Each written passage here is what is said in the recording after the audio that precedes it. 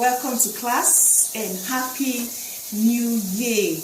We thank God for yet another opportunity to see a new year, and it's also another opportunity to learn new things. Okay, don't be tired of learning.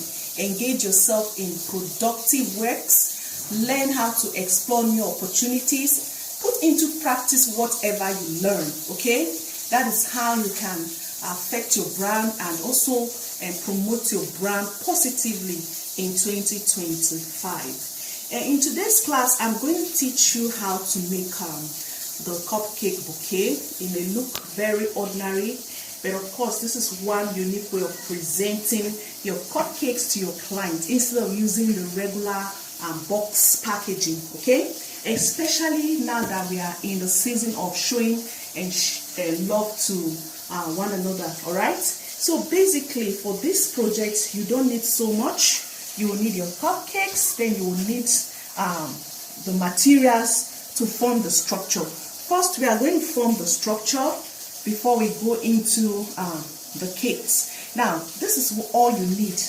Do you know this? This is a foam pad, a strong foam pad. Some people use it for sponge. Some people, we also use it for money bouquet.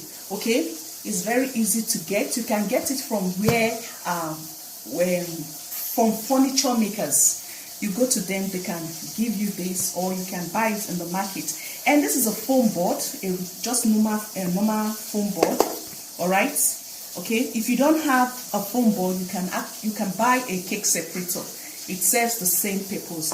And these are your regular disposable cups. All right. This is a flower. This is part of our accessories. I have small one here, and I have other ones. Butterfly, you can use confettis, you can use draggies, and all of that, whatever you want to use.